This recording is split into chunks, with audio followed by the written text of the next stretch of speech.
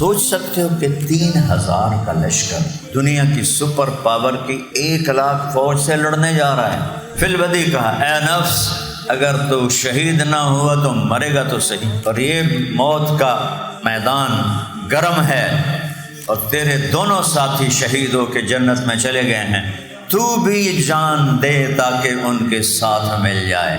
تو کسی نے اس شور شرابے میں آواز لگائی خالد بن ولید کو جھنڈا دو۔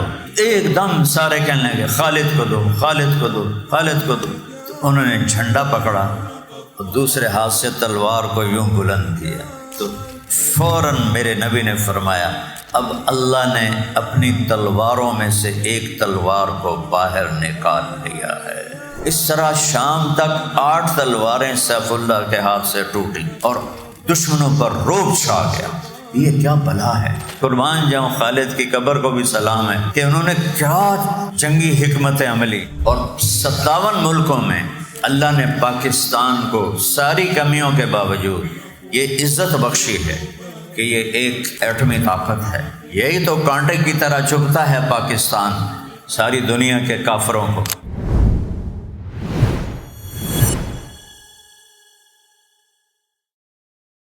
السلام علیکم ورحمۃ اللہ وبرکاتہ۔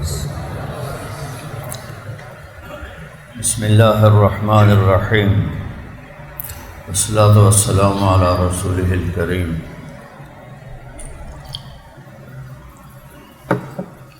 وعلی آلہ واصحابہ اجمعین، اما بعد۔ میرے عزیزو بھائیو اور دوستو، اللہ تعالیٰ قرآن میں اپنا تعارف کرواتا ہے کہ میں کون ہوں۔ ان ربکم اللہ، میں تمہارا پالنے والا ہوں اور میرا نام ہے اللہ۔ کیا نام ہے بھائی؟ پاکستانی کیا کہتے ہیں؟ خدا۔ ہندوستان پاکستان میں اللہ نہیں بولتے لوگ، چاہے مولانا صاحب ہوں چاہے عام لوگ ہوں، خدا بولتے ہیں۔ خدا میرے رب کا نام نہیں ہے، کوئی مطلب ناجائز نہیں ہے خدا کہنا۔ خدا کا مطلب ہے جسے کسی نے نہ بنایا ہو، یہ فارسی کا لفظ ہے، 2 لفظوں سے بنا ہے، خود آ، جو خود آیا ہو، جسے کسی نے نہ بنایا ہو۔ لیکن جب آپ اللہ کہتے ہیں تو اللہ کہہ رہا ہے کہ یہ تو میرا ذاتی نام ہے، ان ربکم اللہ۔ موسیٰ علیہ السلام سے اللہ کہہ رہا ہے اننی انا اللہ، موسیٰ میں ہوں اللہ۔ ایک دفعہ کہو سب اللہ، پھر کہو، پھر کہو۔ عرش تک اس کی گونج گئی ہے، اور یہاں جتنے فرشتے موجود ہیں، ہر خیر کے مجلس میں فرشتے ہوتے ہیں، وہ آپ کے اس نغمے سے وہ بھی شاد و آباد ہو گئے۔ تو میری درخواست ہے کہ خدا نہ کہا کرو، اللہ کہا کرو، جو قرآن میں اللہ نے اپنا تعارف کروایا، میں ہوں اللہ۔ کیا کرتا ہوں؟ الذی خلق السماوات والارض فی 6 ایام، 6 دن میں کائنات کو بنایا۔ ثم استوى علی العرش، عرش پر اپنا تخت بچھایا۔ یغشی اللیل النہار، دن اور رات کا نظام چلایا۔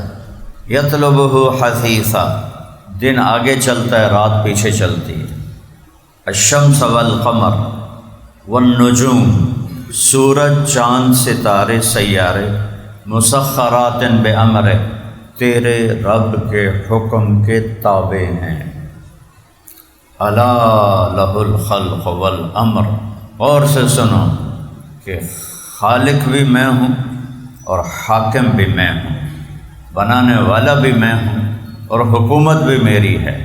یہاں وہ ہوتا ہے جو اللہ چاہتا ہے۔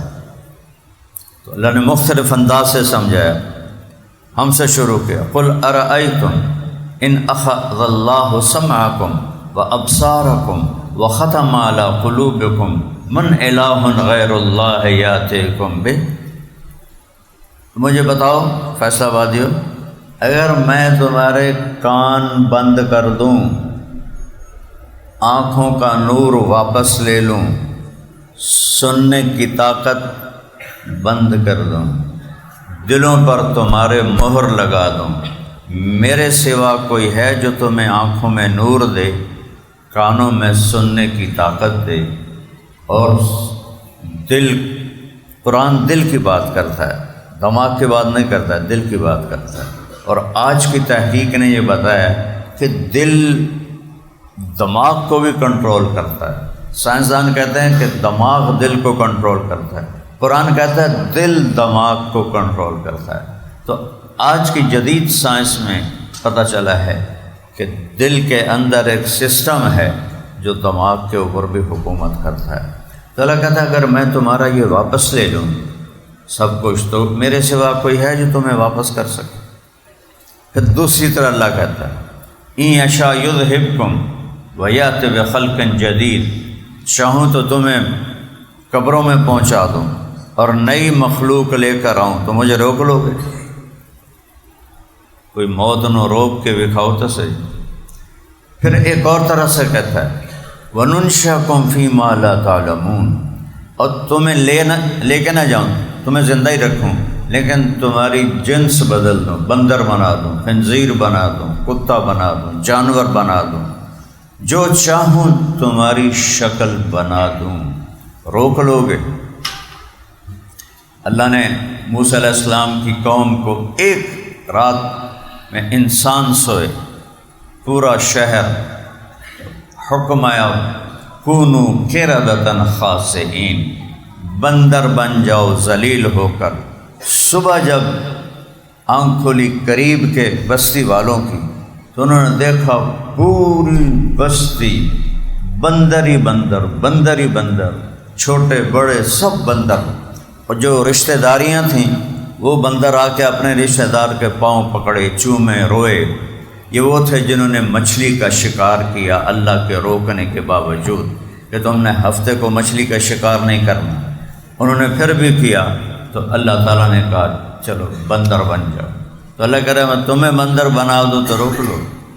ہمارے اوپر اللہ اپنی شہنشاہی بتا رہا ہے، پھر کائنات پہ اپنی شہنشاہی بتا رہا ہے۔ قل ارأیتم ان جعل اللہ علیکم اللیل سرمدا الی یوم القیامہ من الہ غیر اللہ یاتیکم بضیاء، مجھے بتاؤ اگر میں رات کو کھڑا کر دوں، دن کو نکلنے نہ دوں، کون ہے جو میرے سوا سورج کو لائے گا؟ ہے کسی میں طاقت کہ اس کو لا کے دکھا سکے؟ میں نکلنے نہ دوں، رات کو ڈھلنے نہ دوں، تو چند ہفتوں میں سارے ہی مر جائیں گے، فریز ہو جائیں گے۔ قل ارأیتم ان جعل اللہ علیکم النہار سرمدا الی یوم القیامہ من الہ غیر اللہ یاتیکم بلیل تسکنون فیہ افلا تبصرون، مجھے بتاؤ میں اگر دن کو کھڑا کر دوں اور رات کو نہ آنے دوں تو میرے سوا کون ہے جو سورج کو غروب کرے گا؟ اور اگر یہ سورج مسلسل سر پہ کھڑا رہے تمہاری کھالیں چٹک جائیں گی، زمین میں آگ لگ جائے گی۔ اس طرح اللہ اپنی طاقت کو بتاتا ہے کہ للہ ما فی السماوات و ما فی الارض، یہاں جو کچھ ہے وہ اللہ کا ہے۔ للہ المشرق والمغرب، مشرق مغرب سب اللہ کا ہے۔ اینما تولوا فثم وجہ اللہ، جدھر دیکھو گے اللہ تمہارے سامنے ہے، جدھر دیکھو گے اللہ تمہارے سامنے ہے، یعنی اللہ کی قدرت، اللہ کی بادشاہی، اللہ کا جاہ و جلال تمہارے سامنے ہے۔ پہاڑوں کی بلند چوٹیوں میں تمہیں اللہ کی صدا نظر آئے گی کہ ان کا بنانے والا اللہ ہی ہے۔ آسمان کی بلندی بتاتی ہے کہ میرا مالک اللہ ہے، سورج کی گردش بتاتی ہے کہ میرے اوپر اللہ کی بادشاہی ہے۔ ایک گیس کا گولا ہے، سورج کوئی ٹھوس چیز نہیں ہے، گیس ہے، گیس، اور زمین سے 12 لاکھ گنا بڑا ہے سورج، اور 9 لاکھ کلومیٹر اس کی رفتار ہے فی گھنٹہ. 9 لاکھ کلومیٹر 6 لاکھ کلومیٹر فی گھنٹہ اس کی رفتار ہے. آگ 3 لاکھ کلومیٹر کے شعلے نکلتے ہیں، اور یہ کوئی مٹی پتھر روڑا نہیں ہے، گیس ہے، ہیلیم ہائیڈروجن. اور ایک گیس کا گولا کروڑوں سال سے ایک سیدھ پہ نکلتا ہے، اسی پہ جا کر ڈوبتا ہے، نہ ایدے جانتا ہے نہ ایدے جانتا ہے. گیس ہے، وہ گیس کو کون ایک راستے پر اربوں سال سے چلا رہا ہے؟ اس کو ہلنے نہیں دیتا، نہ ادھر نہ ادھر. تو یہ میرے رب کی طاقت ہے. الشمس والقمر والنجوم مسخرہ، سورج چاند ستارے تیرے رب کے تابع ہیں. یہاں وہ ہوتا ہے جو اللہ چاہتا ہے. ما شاء اللہ کان وما لم یشاء لم یکن. اللہ جو چاہتا ہے وہ ہوتا ہے، جو نہیں چاہتا وہ نہیں ہوتا. اگر ہم دنیا اور آخرت کے مسائل حل کرنا چاہتے ہیں، اللہ کو ساتھ لے لیں. یا ابن آدم اطلبنی تجدنی، میرا بندہ میری طلب میں آ، میں تجھے مل جاؤں گا. دنیا کی طلب میں جا، کبھی دوں گا کبھی نہیں دوں گا. ما نشاء لمن نرید. ہر بازار میں بیٹھنے والا نفع نہیں اٹھاتا، نقصان گھاٹے دکان بند، نقصان گھاٹے مل بند. کسی کی 1 سے 10 بن گئی، کسی کی 10 سے 1 بن گئی، 1 بھی چلی گئی. تو اللہ کہتا ہے یا ابن آدم اطلبنی، مجھے تلاش کر، میں وعدہ کرتا ہوں تجدنی، تجھے ضرور ملوں گا. فن وجدتنی وجدت کل شیء، میں ملا تجھے سب کچھ مل گیا. ان فتنی فاتک کل شیء، میں نہ ملا تجھے کچھ بھی نہ ملا. وانا خیر لک من کل شیء، میں تیرے لیے ہر شے سے بہتر ہوں. جب اللہ ساتھ ہو جاتا ہے، دنیا بھی جھک جاتی ہے، آخرت بھی مل جاتی ہے. اللہ ساتھ نہ ہو تو ہم تو جانور سے بدتر ہیں، کہ جانور اللہ کو یاد کرتا ہے اور یہ انسان ہو کر اللہ کو یاد نہیں کرتا. تو میرے نبی نے مٹھی بھر اپنے ساتھیوں کے ساتھ اللہ کو ان کے ساتھ جوڑ دیا، یا اللہ یہ تیرے بندے، اور انہوں نے بھی بندے ہونے کا حق ادا کر دیا. پھر اللہ تعالیٰ نے اپنے غیبی نظام سے ان کو کس طرح دنیا میں اونچا کیا اور ان کو بلند کیا کہ پہلی جنگ 313، 8 تلواریں، 2 گھوڑے، 60 اونٹ یا اونٹنیاں، باقی ڈنڈے سوٹے بس. اور ادھر 1000 کا لشکر قریش کا، اور اس میں 300 گھوڑ سوار اور 700 تلواریں، اور سب نیزہ بردار، کوئی جوڑ ہے ہی نہیں. لیکن ادھر کیا ہے؟ ادھر اللہ آ چکا ہے. وَلَقَدْ نَصَرَكُمُ اللَّهُ بِبَدْرٍ وَأَنْتُمْ أَذِلَّةٌ، جب تم بالکل حقیر تھے تمہارے رب نے تمہاری مدد کی. انی ممدکم بألف من الملائکۃ مردفین، قریش 1000 ہیں، میں 1000 فرشتے بھیج رہا ہوں. بدر کی جنگ میں ایک دم ہوا چلی زور سے. حضرت علی نے پوچھا یا رسول اللہ یہ ہوا کیسی ہے؟ آپ نے فرمایا جبریل 500 فرشتے لے کر آ گیا ہے. تھوڑی دیر کے بعد پھر ہوا چلی تیز، جب بگولا اٹھتا ہے نا ایسا. پھر حضرت علی نے پوچھا یا رسول اللہ یہ کیا ہے؟ آپ نے کہا میکائیل 500 فرشتے لے کر آ گیا ہے. فرشتہ تو ایک ہی کافی ہے، اللہ نے 1000 بھیجا کہ وہ 1000 ہیں، میں 1000 فرشتے بھیج رہا ہوں. ان لے آؤ ساری دنیا نو تے ہرا کے بھی کھاؤ جن کے ساتھ فرشتے ہوں. ایک صحابی نے پوچھا یا رسول اللہ میں نے 2 آدمیوں کو دیکھا تھا آپ کے دائیں بائیں جو بہت زبردست لڑائی کر رہے تھے، اور وہ مدینے کے تو نہیں ہیں، قریش میں سے بھی نہیں ہیں، وہ کون تھے؟ آپ نے کہا اورأیتہما، تو نے دیکھ لیا تھا؟ جی میں نے دیکھا ہے. کہ میرے اس طرف جبریل تھا، ادھر میکائیل تھا، وہ قتال کر رہے تھے انسانی شکل. تو اللہ کو ساتھ لینا ہم بھول گئے ہیں. جب اللہ ساتھ ہوتا ہے تو ہر طاقت نیچے ہو جاتی ہے۔ یہ آپ کی پہلی جنگ بدر، 70 ان کے مارے گئے۔ ابو الیسر ایک صحابی ہیں انصاری، چھوٹا قد، حضرت عباس کی مشکیں کس کے پیچھے ان کو پکڑ کے لا رہے ہیں۔ حضرت عباس کا قد اتنا اونچا ہے کہ جب وہ گھوڑے پر بیٹھتے تھے تو ٹانگیں زمین پہ لگتی تھیں، اتنا لمبا قد تھا۔ وہ اونٹ پہ بیٹھتے تھے، ٹنگا ہیٹھا کے اسٹنگ دیا، اور ان کو اتنا سا صحابی باندھ کے لا رہا۔ اور حضرت عباس جب سامنے آیا تو اتنے شرمندہ کہ اچھو آجا میں نے نپ گیا، تو کہنے لگے بھتیجے مجھے اس نے نہیں پکڑا، کوئی اور مخلوق کی زمین آسمان کے درمیان جس نے میرے ہاتھ پکڑ کے باندھ کر اس کو رسی پکڑائی ہے، مجھے اس نے نہیں پکڑا۔ تو ابو الیسر کہنے لگے نہیں رسول اللہ، میں نے پکڑا۔ آپ نے کہا اسکت فقط ایدک اللہ بملک کریم، چپ کر بندہ خدا، تینوں پتہ ہے اللہ نے تیری مدد کی ہے فرشتے کے ذریعے۔ وہ جو کہہ رہے ہیں حضرت عباس کے کسی نے میرے ہاتھ باندھے، وہ فرشتے تھے۔ کب اللہ نے تیری فرشتے کے ذریعے مدد کی ہے۔ جب اللہ ساتھ ہوتا ہے تو اس طرح نظام بدلتے ہیں، اس طرح اللہ کا غیبی نظام چلتا ہے۔ پھر ایک جنگ جو روم سے ہوئی، پہلی جنگ جو بڑے دنیا کی سپر پاور سے ہوئی، جنگ موتا۔ آپ نے حضرت حارث بن عمیر ازدی صحابی ہیں، ان کو شام کے گورنر کے پاس بھیجا دعوت دینے کے لیے، خط دے کے بھیجا۔ راستے میں بلقا ایک ریاست آتی ہے، شام کے تابع ہے، اس کا گورنر تھا شرحبیل بن عمر غسانی۔ اس نے آپ کو پکڑوایا اور جب پوچھا کہ یہ تو اس نبی کا بھیجا ہوا ہے، اس نے ان کو قتل کا حکم دے دیا اور انہیں قتل کر دیا گیا۔ کسی قاصد اور سفیر کو قتل کرنا انٹرنیشنل لا تھا کہ اسے قتل نہیں کر سکتے۔ تو اس نے اتنی بڑی خلاف ورزی کی تو آپ نے کہا ہم اس کا بدلہ لیں گے، اور آپ نے 3000 کا لشکر تیار کیا۔ یہ میکسیمم عدد تھا مدینے میں صحابہ کا۔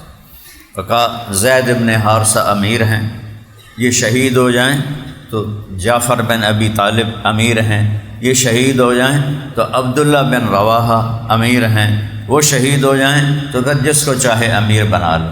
ایک یہودی سنتا پہ آئی، ہو سکا اے ترایا ہوں واپس نہیں ہمجے کہ نبی جب اس طرح بھی کہہ دے تو وہ ہوتا ہی ہے اے ترایا واپس نہیں نہ مراداں دا اے حال آئی بھائی جان دین سچا نبی ہے، ایمان نہیں لیا۔ اللہ سے پناہ مانگو گمراہی سے۔ اتنا یقین ہے کہ یہی نبی ہے، کہا نہیں مانیں گے۔ اور ان کے جو بڑے تھے قریظہ، نذیر، قینقاع، یہ 3 صحابی ہیں حضرت موسیٰ علیہ السلام کے۔ مول صاحب حج بیان کر رہے تھے، موسیٰ علیہ السلام حج کرنے آئے، حج سے واپس جا رہے تھے تو مدینے کی جگہ خالی تھی۔ ان 3 ساتھیوں نے اس جگہ کو پہچانا کہ یہاں آخری نبی آئے گا، تو ان تینوں نے موسیٰ علیہ السلام سے اجازت مانگی کہ اللہ کے نبی ہمیں اجازت ہے کہ ہم 3 فیملیاں یہاں رہ جائیں تاکہ جب وہ آخری نبی آئے تو ہماری اولادیں اس پہ ایمان لائیں۔ اترایا تھا اس واسطے چوپٹ زمین آباد ہو گئے، اسے آباد کیا، اور جب کوئی 1500 سال کے بعد اللہ کے نبی تشریف لائے تو انہی کی اولادیں سب سے بڑی دشمن بن گئی۔ تو وہ کہنے لگا یہ 3 تو گئے۔ تو جب یہ لشکر مدینے سے روانہ ہوا، اردن میں داخل ہوا، تو ایک جگہ آتی ہے معان، وہاں انہیں خبر ملی کہ سارے عرب کے عیسائی جو ہیں وہ اور روم کا لشکر مل کے 1,00,000 فوج تیار کھڑی ہے، 3000۔ تو سارے وہاں رک گئے۔ جہاں جنگ ہوئی اس کا نام ہے موتا، موتا اور معان میں کچھ 40 کلومیٹر کا فاصلہ ہے، اندازے سے کہہ رہا ہوں، کچھ 50 کلومیٹر۔ تو سارے اکٹھے ہو گئے کہ بھئی اب کیا کریں، 1 لاکھ کا لشکر ہے، ہم 3000 ہیں، ہم تو نہیں لڑ سکتے، ہمیں واپس جانا چاہیے، اللہ کے نبی کو خبر دینی چاہیے۔ تو عبداللہ بن رواحہ کھڑے ہو گئے، کیا زمین آسمان نے ایسے لوگ پھر نہیں دیکھنے جو میرے نبی کے صحابہ تھے۔ کہنے لگے وہ کس بات پہ ڈر رہے ہو؟ ما نحن الا باحدى الحسنيين، ہمیں 2 باتوں میں سے ایک بھلائی تو مل کے رہے گی، تو کیوں واپس جاتے ہو، کیوں نبی کو پریشان کرتے ہو؟ 2 باتوں میں سے ایک یقین ہے، یا اللہ ہمیں فتح دے گا، وہ بھی ہمیں مطلوب ہے، فتح نہ ملی تو اللہ میں شہید کرے گا، وہ بھی ہمیں مطلوب ہے، شہادت بھی مطلوب ہے، فتح بھی مطلوب ہے۔ شہادت ہے مطلوب مقصود مومن، نہ مال غنیمت نہ کشور کشائی۔ حضرت عبداللہ کی تقریر نے سب کو گرما دیا۔ سوچ سکتے ہو کہ 3000 کا لشکر دنیا کی سپر پاور کی 1 لاکھ فوج سے لڑنے جا رہا ہے۔ کسی فوجی جرنیل سے پوچھو کیا ایسا ممکن ہے؟ لیکن یہ کیوں جا رہے ہیں؟ وہ کہہ رہے ہیں اللہ ہمارے ساتھ، اللہ معانا۔ اور جب میں گیا ہوں موتا اور سارا میدان دیکھا ہے اور شہداء کی قبریں دیکھی ہیں، فاتحہ پڑھا ہے، جب وہاں پہنچے اور آمنے سامنے لشکر ہوئے، حضرت زید نے جھنڈا اٹھایا جو پہلے امیر تھے، اور 3000 1 لاکھ سے لڑ گئے۔ ان کو تو پہلے حلے میں مٹا دینا چاہیے تھا، 3000 تھے، 1 لاکھ کو جوڑ بڑھ دے۔ سبحان اللہ۔ اور وہی حضرت زید شہید ہو گئے، اور میرے نبی مدینہ میں بیٹھے ہیں، مسجد نبوی 700 میل دور، 700 میل۔ آپ نے فرمایا زید نے جھنڈا اٹھایا، آگے بڑھا، قتال کیا اور شہید ہو گیا، اور وہ جنت میں چلا گیا۔ تو اس کے بعد حضرت جعفر نے جھنڈا اٹھایا۔ جعفر آپ کے چچا زاد بھائی ہیں، حضرت علی کے بڑے بھائی ہیں، اور آپ کے چچا زاد بھائی ہیں۔ تو جعفر نے جھنڈا اٹھایا، اب اس کا ایک ہاتھ کٹ گیا، اس نے دوسرے ہاتھ میں جھنڈا لے لیا، رومیوں نے وہ ہاتھ بھی کاٹ دیا، اس نے جھنڈا سینے سے لگا لیا، کفار نے اس کے 2 ٹکڑے کر دیے، اور وہ 2 ٹکڑے ہو کر گرا، اور وہ گیا جنت میں۔ اور ساتھ ہی آپ کے آنسو نکل آئے، اور فرمایا کہ جعفر کے گھر والوں کے لیے کھانے کا انتظام کرو، آج ان پہ بہت بڑا دکھ آیا ہے۔ اور میں یہ بات ساتھ جوڑ کے بتا دوں، ہے یہ مجلس ختم ہونے کے بعد آپ حضرت جعفر کے گھر گئے تو آپ کی بیوی حضرت اسماء بنت امیس وہ آٹا گوندھ رہی تھی بچوں کی روٹی کے لیے، تو اون عبداللہ محمد 3 بیٹے تھے، تو آپ نے تینوں بچوں کو بلایا اور ایسے اپنے گلے لگا کر آپ کے آنسو نکلنے لگے۔ حضرت اسماء نے دیکھ لیا آپ کے آنسو، یا رسول اللہ خیر ہے، جعفر خیریت سے ہے؟ تو آپ نے فرمایا بیٹی جعفر اللہ کے پاس چلا گیا ہے، صبر کر۔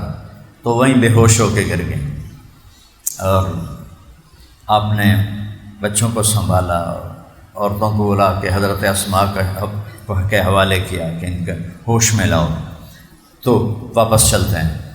تو آپ نے فرمایا اس کے بعد جھنڈا عبداللہ نے اٹھایا اور آگے بڑھا اور شہید ہوا، اور اس کے بعد خاموش ہو گئے۔ پہلے 2 کی دفعہ کہا تھا فوراً جنت، فوراً جنت، یہاں چپ ہو گئے۔ تو انصار مدینہ کہنے لگے ہمارے اوپر قیامت آ گئی، اسی سمجھا بھائی عبداللہ نال تا کوئی ہور بن گئی، پٹھے پاسے دوزخ والے پاسے۔ تھوڑی دیر کے بعد آپ نے کہا اور وہ گیا جنت میں۔ تو مدینے والوں نے پوچھا یا رسول اللہ آپ نے دو کے بارے میں تو فوراً کہا جنت میں گیا۔ ہمارا مدینے کا سردار تھا عبداللہ بن رواحہ، سردار تھے، بہت بڑے مالدار تھے۔ تو آپ نے تھوڑا وقفہ کیوں کیا؟ کہا اس کے دل میں تھوڑا پیچھے کا خیال آ گیا تھا، اس کی وجہ سے وہاں جانے میں وہ خیال رکاوٹ بنا۔ کیا ہوا کہ 3 دن ہو چکے تھے، جنگ چل رہی تھی، اور 3 دن سے کچھ کھایا نہیں تھا عبداللہ بن رواحہ۔ تو ایک بوٹی کا ٹکڑا لے کر منہ میں ڈالا تو ساتھ ہی آواز لگی جعفر شہید ہو گئے، عبداللہ بن رواحہ کدھر ہے؟ تو انہوں نے وہ ٹکڑا پھینک دیا، اور جب مڑنے لگے تو ایک دم خیال آیا 4 بیویاں، بچے، باغات، غلام، ان کا کیا بنے گا؟ اس خیال نے ان کے پاؤں روک لیے چند سیکنڈ کے لیے، ساتھ ہی اپنے آپ کو جھٹکا دیا، یا نفس الا تقتلی تموتی ھذا حمام الموت قد سلیتی ان تفعلی فعلہما ہدیتی۔ فی البدی شاعر ہوتے تھے نا، فی البدی کہا اے نفس اگر تو شہید نہ ہوا تو مرے گا تو صحیح، اور یہ موت کا میدان گرم ہے اور تیرے دونوں ساتھی شہید ہو کے جنت میں چلے گئے ہیں، تو بھی جان دے تاکہ ان کے ساتھ مل جائے۔ اور کہا اے نفس اگر بیویوں کا فکر ہے تو 4 کو 3 طلاق، باغات کا فکر ہے تو سارے صدقہ، غلاموں کا فکر ہے تو سارے آزاد۔ ہن دس کدے جاونا ہے؟ پچھلا سارا سلسلہ ہی مکا چھڑے، اب پھر دوبارہ شعر پڑھا، اقسمت یا نفس لتنزلن کاریہتا او لتطاوعن ان اجلب الناس وشد الرن مالی اراک تکرہین الجنہ قد طالما قد کنت مطمئنہ هل انت الا نطفۃ فی شنہ۔ عبداللہ بن رواحہ بڑے شاعروں میں تھے۔ فی البدی سامنے موت زندگی ٹکرا رہے ہیں اور یہ شاعری کر رہے ہیں۔ شاعری ہوتی ہے جب دماغ پرسکون ہو۔ میرے ایک عرب دوست تھے، بہت بڑے شاعر تھے، فوت ہو گئے یمن کے، تو میں نے کہا شاید کوئی اشعار ہی سناؤ۔ کہنے لگا شعر کی آمد ہوتی ہے جب یہ پرسکون ہو، اور جماعت میں نکل کے ادھر گشت کرو، ادھر تعلیم کرو، ادھر بیان کرو، ادھر وصولی کرو، تو شاعری کہاں سے کروں؟ اور یہ تو چھوٹی چھوٹی باتیں اس نے ادھر پیش کی، وہ تو سامنے سر دھڑ سے کٹ رہے ہیں، اور وہ اس وقت شاعری کر رہے ہیں۔ کیا قسم ہے اللہ کی اے نفس تجھے جنگ میں اترنا ہوگا، تو چاہے یا نہ چاہے تجھے جنگ میں اترنا ہوگا۔ اگر آج روم کا لشکر چڑھ کے آ گیا ہے اور وہ شور مچا رہا ہے تو کیا ہوا؟ مرے گا تو جنت میں جائے گا، تو جنت سے کیوں منہ موڑ رہا ہے؟ بڑی زندگی تو نے گزار لی، اور تیری اوقات کیا ہے؟ ایک پانی کا قطرہ ماں کے پیٹ میں، اٹھ اور اپنی جان کا نذرانہ دے۔ تو اس جنگ کی وجہ سے جو ان کے اندر چلی، پہلے 2 تو تھے فقیر، حضرت جعفر تو ابھی ہجرت کر کے گئے تھے حبشہ، تو وہاں سے واپس آئے ہی تھے کہ موتا کی جنگ آ گئی۔ پہلے دونوں تو فقیر تھے، یہ مالدار تھے، ان کو اس نے خیالات نے روکا، ان کو جھٹکا دیا اور شہید ہو گئے۔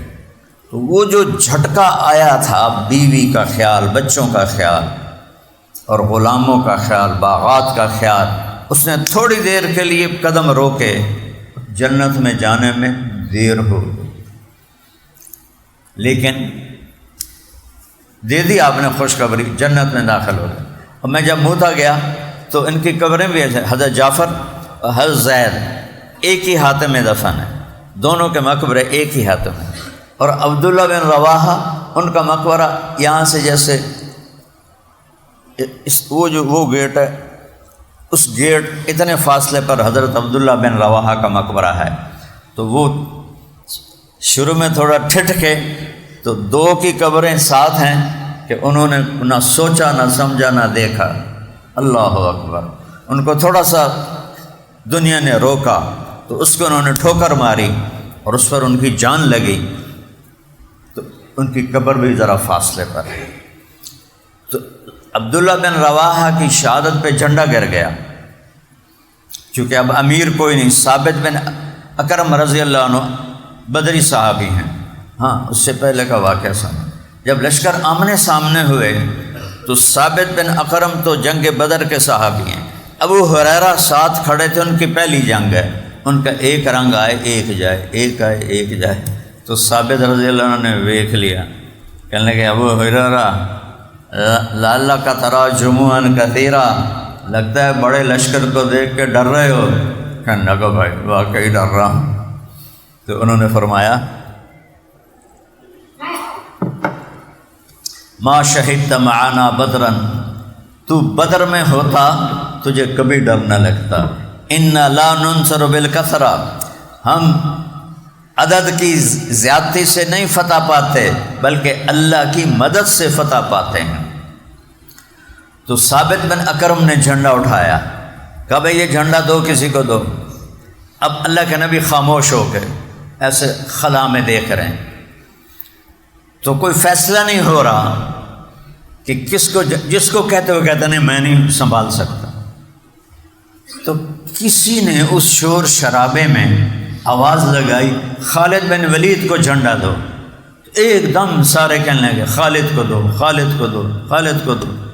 تو خالد بن ولید فرمانے لگے بھائی میں نیا مسلمان ہوں اور میری پہلی جنگ ہے بطور مسلم، تو مجھے نہ دو، کسی پرانے صحابی کو دو.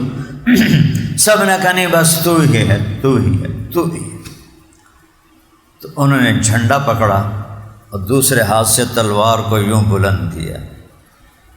تو فوراً میرے نبی نے فرمایا اب اللہ نے اپنی تلواروں میں سے ایک تلوار کو باہر نکال لیا ہے. الآن صلی اللہ سیفا من سیوفہ، سین کے ساتھ صلی، تلوار نکالنا، کہ اب اللہ نے اپنی تلواروں میں سے ایک تلوار کو نکال لیا ہے جس پر آپ کو سیف اللہ کا ٹائٹل ملا. اور دنیا میں ایک ہی شخص کو یہ ٹائٹل ملا ہے، آج تک اور کسی کو نہیں ملا. جب وہ انتقال کر رہے تھے، 56 سال صرف عمر تھی ان کی، تو رونے لگے، کہنے لگے میں نے 100 سے زیادہ جنگیں لڑی ہیں اور ہر جنگ میں پہلی صف میں لڑا ہوں کہ شہید ہو جاؤں، لیکن آج عورتوں کی طرح میں بستر پہ مر رہا ہوں. تو محدثین لکھتے ہیں کہ خالد کبھی شہید نہیں ہو سکتے تھے، انہوں نے بستر پہ ہی مرنا تھا کہ اللہ کی تلوار ٹوٹ نہیں سکتی. وہ سیف ان کی شہادت میں ان کا ٹائٹل رکاوٹ بنا. سیف اللہ شہید ہو جائیں تو اللہ کی تلوار ٹوٹ گئی نا. تو اللہ کی تلوار ٹوٹ نہیں سکتی، نیام میں جا سکتی ہے، ٹوٹ نہیں سکتی. تو فرمایا میرے جسم میں کوئی جگہ ایسے نہیں جس پہ زخم نہ ہو، تلوار کا نشان، تلوار کا، تیر کا، نیزے کا، لیکن دیکھو میں عورتوں کی طرح مر رہا. تو علماء فرماتے ہیں وہ 100 کی بجائے، میں اپنے طرف سے 100 کی بجائے 1000 جنگیں بھی لڑتے، شہید نہیں ہو سکتے تھے کہ سیف اللہ کو کوئی توڑنے والا پیدا نہیں. تو یوں تلوار اٹھائی نا، ایسے کیا منظر ہوگا. ایک افراتفری میں ایک آدمی جھنڈا اٹھاتا ہے، تلوار پکڑتا ہے، اور میرے نبی وہاں فرماتے ہیں اب اللہ نے اپنی تلواروں میں سے ایک تلوار کو نکال لیا. اور آپ نے تکبیر پڑھی اور حملہ کیا، اور شام تک لڑائی ہوتی رہی. آپ کے ہاتھ 8 تلواریں ٹوٹیں لڑتے لڑتے. جب تلوار ٹوٹتی فرماتے کوئی ہے اللہ کا بندہ میری مدد کرے، تو دوسرے صحابی آ کے تلوار دے دیتے تھے. اس طرح شام تک 8 تلواریں سیف اللہ کے ہاتھ سے ٹوٹیں اور دشمنوں پر رعب چھا گیا. یہ کیا بلا ہے. ویسے بالکل دبلے پتلے تھے، پتلے سے تھے، دیکھنے میں لگتا تھا کوئی روح، کوئی جان، کوئی طاقت کوئی نہیں، لیکن ایک لوہا، ایک پہاڑ اس شخص کے اندر اللہ نے بھر دیا تھا، اور اس قدر تیزی تھی ان کی نقل و حرکت میں۔ حضرت عمر نے ان کو جو معزول کیا اس کی وجہ یہ تھی کہ لشکر ان کا ساتھ نہیں دے پا رہا تھا، اتنی ان میں تیز رفتاری تھی۔ اس وجہ سے یہ ایویں بونگی بات ہے کہ حضرت عمر نے اس لیے ہٹا دیا کہ لوگوں کا یقین خالد پہ آ گیا تھا۔ صحابہ یقین خالد پہ جا سکتا ہے؟ یہ بالکل واہیات بات ہے۔ اس لیے ہٹایا تھا کہ لشکر اور خالد ایک پیج پر نہیں تھے۔ جو خالد میں طاقت اور سرعت اور تیزی تھی وہ ساتھ نہیں دے پاتے تھے، اس لیے آپ نے ایک نرم مزاج حضرت ابو عبیدہ کو امیر بنایا اور خالد کو ساتھ رکھا۔ تو اللہ نے ان کو جنگ کا علم الہام کیا تھا۔ اب رات کو انہوں نے کیا کیا؟ میں دیکھا نا سارا میدان، پیچھے پہاڑ ہیں، انہوں نے پہاڑوں پہ آگ جلوا دی، ہر پہاڑ پہ آگ۔ آگ کا مطلب تھا کہ کوئی نیا لشکر آ گیا ہے۔ رات کا وقت، سردی کا موسم ہے علاقہ، تو جب رومیوں نے دیکھا نا کہ او بھی آگ، او بھی آگ، او بھی آگ، او بھی آگ، ان پر نفسیاتی روب پڑ گیا۔ وہ یہ تو اور آ گئے، 3000 نہ ان سنبھالے جاندے پہ، یہ تو ہور آ گئے تو ساڈا بڑھنا چاہیے۔ اور جب صبح ہوئی، سبحان اللہ، تو آپ نے لشکر کی ترتیب بدل دی۔ 2 دن سے جو رائٹ پہ لڑ رہے تھے ان کو لیفٹ پہ کر دیا، جو لیفٹ پہ لڑ رہے تھے ان کو رائٹ پہ کر دیا، جو درمیان میں تھے اس میں اگلی صفوں کو پیچھے کر دیا، پچھلی صفوں کو آگے کر دیا، اور 100 آدمی پیچھے چھپا دیے کہ ہر تھوڑی دیر کے بعد تکبیر پڑھتے ہوئے 10 آدمی آئیں اور آ کے حملہ آور ہوں۔ تو رات کو انہوں نے آگ دیکھی، صبح جب دیکھا تو چہرے بدلے ہوئے ہوا کھڑے ہوئے۔ 2 دن سے جو لڑائی ہو رہی تھی چہرے پہچانے جا رہے تھے، وہ گل سچی ہو گئی، واقعی لشکر آ گیا، اے سارے نویں نظر آ رہے ہیں بندے، وہ اور دب گئے۔ سبحان اللہ۔ اور جب حملہ ہوا تو تھوڑی دیر کے بعد 10 آدمی تکبیر پڑھتے ہوئے، گھوڑے دوڑاتے ہوئے۔ تو جنگ میں کون گنتا ہے کہ کتنے آ رہے ہیں؟ وہ تکبیر سنو کہنے لگا بھئی تو اور بھی آ گئے۔ تھوڑی دیر کے بعد پھر 10 آدمی، اللہ اکبر، اوہ حال ہوئے تو اور بھی آ گئے۔ پھر تیسرا گروپ، اللہ اکبر، وہ تو پیشاب دی جھگ طرح باندھے گئے۔ 10 دستے جب 10 کی شکل میں آئے، قربان جاؤں خالد کی قبر کو بھی سلام ہے کہ انہوں نے کیا جنگی حکمت عملی، رات کی آگ سے ڈرایا، صبح ترتیب بدلی، چہرے نئے، اس سے ڈرایا، پھر 10 آدمی آ رہے ہیں تکبیر پڑھتے ہوئے، 10 دفعہ اس سے ان کو ڈرایا۔ وہ اتنا مرعوب ہوئے کہ وہ پیچھے ہٹنے لگے، کیونکہ 3000 1,00,000 کو میدان سے نہیں بھگا سکتے تھے، یہ تو ایک طبعی بات ہے۔ تو خالد بن ولید نے اپنے لشکر کو آہستہ آہستہ پیچھے ہٹانا شروع کیا۔ رومیوں پر اتنا روب تھا کہ ان کو ہمت نہیں ہوئی کہ پلٹ کے حملہ کر دیں کہ 3000 ہونے مار دیں مانگے، ایسا خوف چھایا۔ اور آپ پورے لشکر کو 3000 1,00,000 کتنے شہید ہوئے؟ 3 دن کی جنگ، صرف 14 اناندے کتنے مارے گئے؟ 5000۔ اپنے عدد سے بھی زیادہ انہوں نے ان کے بندے مار دیے، ان کے 5000 مارے گئے، صحابہ صرف 14۔ تو 11 کی قبریں ایک احاطے میں ہیں، اچھا چھوٹی سی دیوار ہے اس کے اندر ہیں، اور 3 میں 2 کی قبریں ایک احاطے میں ہیں اور ایک کی قبر دوسرے احاطے میں ہے۔ ٹوٹل 14، 3 دن کی جنگ 1,00,000 کے ساتھ ہے، اور صرف 14 انہوں نے تو پہلے دن ہی سارے نو مٹا دینا چاہیے، یہ بچ کے میں گئے۔ یہ اللہ کی مدد اور نصرت، اور 57 ملکوں میں اللہ نے پاکستان کو ساری کمیوں کے باوجود یہ عزت بخشی ہے کہ یہ ایک ایٹمی طاقت ہے۔ یہی تو کانٹے کی طرح چبھتا ہے پاکستان ساری دنیا کے کافروں کو، کہ اللہ تعالیٰ بھٹو کی قبر روشن کرے، وہ بنیاد ڈال کے گیا تھا اور کیسنجر نے اسے کہا تھا جو اس وقت وزیر خارجہ تھا، میں لاہور پڑھتا تھا اس وقت، تو کہ یہ ایٹمی سسٹم بند کرو۔ بھٹو نے کہا تھا میں تمہارا غلام نہیں ہوں، میں اپنے ملک کو دیکھ کے کروں گا جو اس کے حق میں بہتر ہے۔ تو کیسنجر نے کہا تھا ہم تمہیں عبرت کا نشان بنا دیں گے، ہم تمہیں عبرت کا نشان بنا دیں گے۔ وہ پھانسی چڑھ گیا لیکن ہمیں پٹڑی پہ ڈال گیا۔ اور پھر اللہ تعالیٰ ضیاء الحق کی قبر روشن کرے، اس نے اس کو بنوا دیا۔ اور پھر میاں نواز شریف صاحب کے زمانے میں انہوں نے ان کی بھی بڑی ہمت ہے کہ ان کو فون آ رہے ہیں کلنٹن کے کہ ایٹمی دھماکہ نہیں کرنا ہے، ایٹمی دھماکہ نہیں کرنا، جو مانگنا ہے لے لو، جو چاہتے ہو لے لو، اتنا لے لو، وہ لے لو، یہ لے لو، دھماکہ نہ کرو۔ لیکن اللہ ان کا بھلا کرے، انہوں نے ایٹمی دھماکہ کیا۔ تو پوری دنیا کا باطل اگر کسی مسلمان ملک سے ڈرتا ہے تو وہ پاکستان۔ ان کی اللہ نے ہمیں جو فوج دی ہے، ایسی فوج پوری دنیا میں کسی ملک کے پاس نہیں، 57 ملکوں میں کسی ملک کے پاس نہیں۔